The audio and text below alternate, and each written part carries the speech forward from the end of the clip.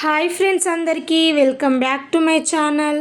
ఈరోజు వీడియోలో egg fry అనేది ఏ విధంగా ప్రిపేర్ చేయాలో నేనే విధంగా ప్రిపేర్ చేశానో ఈ వీడియోలో క్లియర్గా చూపిస్తాను. వీడియో అనేది ఫస్ట్ టు ఎండ్ స్కిప్ చేయకుండా చూడండి. ఎవరైనా ఈ విధంగా ట్రై చేయకుంటే డెఫినెట్గా ట్రై చేయండి. ఖచ్చితంగా ఈ రెసిపీ మీ అందరికీ నచ్చే తీరుతుంది. అంత బాగుంటుందండి ఈ రెసిపీ అయితే. సో ఎగ్ ఫ్రై అనేది అయితే ఒక్కొక్కరు ఒక్కొక్క విధంగా చేస్తూ ఉంటారు కదా, బట్ ఒకే రొటీన్ స్టైల్లో చేస్తే అంత తినబుద్ధి కాదు కదా. ఈసారి అయితే కొంచెం డిఫరెంట్గా ఒక సీక్రెట్ మసాలా వేసి అయితే ప్రిపేర్ చేశాను. టేస్ట్ అయితే నెక్స్ట్ లెవెల్ ఉందండి. ఇలా చేసిన ఎగ్ ఫ్రైని రైస్లోకైనా, చపాతీలోకైనా, పూరీలోకైనా సర్వ్ చేసుకొని తింటే చాలా బాగుంటుంది. సో ఇంట్లో చిన్నపిల్లలు ఉన్నట్టయితే ఈ విధంగా ఖచ్చితంగా ట్రై చేసి ఇవ్వండి. చాలా ఇష్టంగా తినగలుగుతారు. ప్లస్ స్కూల్కి పిల్లలు వెళ్తూ ఉండగా టైం ఎక్కువ ఉండదు కదా, ఖచ్చితంగా ఈ రెసిపీని అయితే ఎంచుకోండి. చాలా ఈజీగా క్విక్గా చేసి పెట్టవచ్చు. అంత బాగుంటుంది. ప్లస్ టైం కూడా సేవ్ అవునట్టు కూడా ఉంటుంది కదా. సో మన టేస్టీ ఎగ్ ఫ్రై అనేది ఏ విధంగా ప్రిపేర్ చేసుకోవాలో ఫస్ట్ ఆఫ్ ఆల్ ప్రాసెస్లోకి వెళ్ళిపోదాం. స్టవ్ పైన కడాయిని పెట్టుకొని ఇందులోకి అయితే 2 టేబుల్ స్పూన్స్ వరకు పల్లీలు అనేవి యాడ్ చేసుకొని అయితే లో ఫ్లేమ్లో ఫ్రై చేసుకోవాలి. ఒక 3 ఎండుమిర్చి అనేది అయితే ఈ విధంగా చుంచి వేసాను. ఈ విధంగా చుంచి వేస్తే మనకి గింజలు కూడా మంచిగా వేగుతాయని అయితే చుంచి వేసాను. సో ఇవి కాస్త ఫ్రై అయిన తర్వాతకి ఇందులోకి 1 టేబుల్ స్పూన్ వరకు ధనాలు, 1/2 టేబుల్ స్పూన్ వరకు జీలకర్ర వేసుకొని అయితే మంచిగా ఫ్రై చేసుకోవాలి. కలర్ చేంజ్ అయ్యేంతసేపు ఫ్రై చేసుకుంటే ఫ్రై అయిపోతాయి. ఇలా ఫ్రై అయిన వాటిని ఒక గిన్నెలోకి తీసుకొని అయితే పక్కన పెట్టేసుకొని పూర్తిగా చల్లారించుకోవాలి. నెక్స్ట్ అదే కడాయిలోకి ఒక 3 or 4 టేబుల్ స్పూన్స్ వరకు ఆయిల్ అనేది యాడ్ చేసుకొని 1/2 టేబుల్ స్పూన్ వరకు జీలకర్ర, 1/2 టేబుల్ స్పూన్ ఆవాలు, ఒక మీడియం సైజు 3 ఆనియన్స్ అయితే ఈ విధంగా చిన్న పీసెస్ లాగా కట్ చేసి తీసుకున్నాను. సో నెక్స్ట్ ఇందులోకి అయితే ఆనియన్స్ అనేవి కూడా యాడ్ చేసుకుంటున్నాను. ఒక 4 పచ్చిమిర్చి అయితే ఈ విధంగా పొడుగ్గా చీల్చి తీసుకున్నాను. ఇవి కూడా ఇందులోకి యాడ్ చేసుకుంటున్నాను.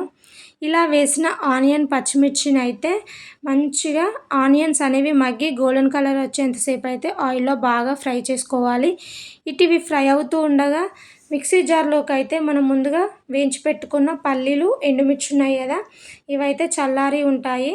సో మిక్సీ జార్లోకి అయితే యాడ్ చేసుకొని 5-6 పొట్టు తీయని ఎల్లిపాయలు అనేవి అయితే యాడ్ చేసుకొని అయితే ఒకసారి మిక్సీకి వేసుకొని అయితే బ్లెండ్ చేసుకోవాలి. సో మనకి పొడి అనేది కూడా మరీ మెత్తగా ఉండాల్సిన అవసరం లేదు, బరకగా ఉంటే సరిపోతుంది. అంటే రవ్వగా ఉంటేనే బాగుంటుంది అన్నట్టు ఈ రెసిపీలోకి. సో చూడండి, ఈ విధంగా ఉంటే సరిపోతుంది. సో ఈ ప్రాసెస్ అంతా చేస్తూ ఉండగా మనకి చూడండి ఆనియన్స్ అనేవి అయితే కాస్త మగ్గినాయి కదా. ఇప్పుడు ఇందులోకి అయితే 1 టేబుల్ స్పూన్ వరకు అల్లం వెల్లుల్లి పేస్ట్ వేసుకొని అయితే ఆయిల్లో మంచిగా ఫ్రై చేసుకోవాలి. ఒక 2 మినిట్స్ పాటైనా ఫ్రై చేసుకుంటే అల్లం వెల్లుల్లి పేస్ట్ అనేది అయితే పచ్చివాసన పోయి ఫ్లేవర్ చాలా బాగుంటుందండి. సో ఇవి కాస్త ఫ్రై అయిన తర్వాతకి ఈ ఆనియన్స్ అనేవి అయితే ఒక సైడ్కి ఈ విధంగా పెట్టేసుకోవాలి. ఇంకొక సైడ్కి అయితే నేనైతే ఎగ్స్ అనేవి అయితే కొట్టి తీసుకుంటున్నాను. సో నేను ఈ కర్రీలోకి అయితే 6 ఎగ్స్ వరకు అయితే కొట్టిపోసాను.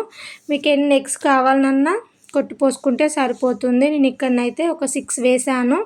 ఇందులోకి అయితే మనం ఏంటంటే మనకు కొంచెం ఎగ్ అనేది మాడకుండా ఉండనీకైతే 1/2 టేబుల్ స్పూన్ వరకే వాటర్ అనేది అయితే కొంచెం సైడ్కి వేసాను అన్నమాట.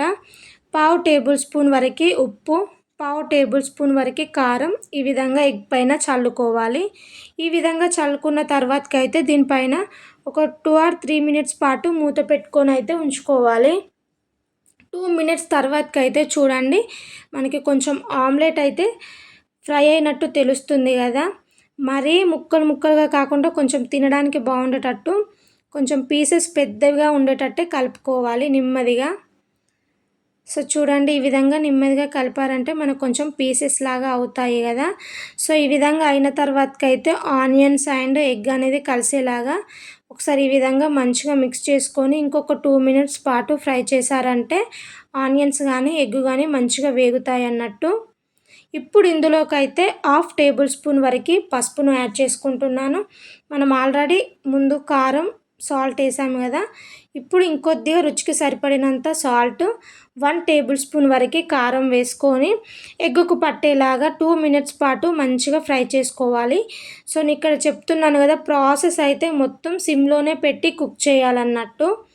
సో సిమ్లో పెట్టి చేస్తేనే మనకు ఆ ఫ్లేవర్స్ అనేవి ఎగ్గుకు పట్టి తినేటప్పుడు టేస్ట్ చాలా బాగుంటుంది. సో ఇప్పుడు ఇందులోకి అయితే మనం ముందుగా గ్రైండ్ చేసి పెట్టుకున్న పొడిని అయితే యాడ్ చేసుకుంటున్నాను. సో మరి ఏంటంటే ఇక్కడ ఉండలు లేకుండా చూసుకోండి ఈ పౌడర్ అనేది అయితే. సో ఇలా వేసిన పౌడర్ని అయితే 2-3 మినిట్స్ మిక్స్ చేశారంటే మనకి ఎగ్గుకు అనేవి అయితే మంచిగా పట్టి ఫ్లేవర్ చాలా బాగుంటుందండి. సో నార్మల్గా ఎగ్గు పొడి కంటే కూడా ఒక్కసారి ఈ విధంగా ట్రై చేసి చూడండి, ఫ్లేవర్ అయితే చాలా బాగుంటుంది. ఖచ్చితంగా ఫిదా అవుతారు ఈ కర్రీకి అయితే. సో ఒక 2 మినిట్స్ పాటు ఈ విధంగా ఫ్రై చేస్తే ఆ పొడి అనేది ఎగ్గుకు పట్టి టేస్ట్ చాలా బాగుంటుంది. లాస్ట్లో కొంచెం అంతా కొత్తిమీర వేసుకొని స్టవ్ ఆఫ్ చేసుకుంటే సరిపోతుంది.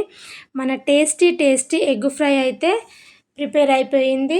ఎవరైనా ట్రై చేయకుంటే డెఫినెట్గా ట్రై చేయండి, చాలా బాగుంటుంది. ఐ హోప్ ఈ వీడియో అయితే మీ అందరికీ నచ్చిందని అనుకుంటున్నాను. మా వీడియో కనుక మీకు నచ్చినట్టయితే డూ లైక్, షేర్, కామెంట్.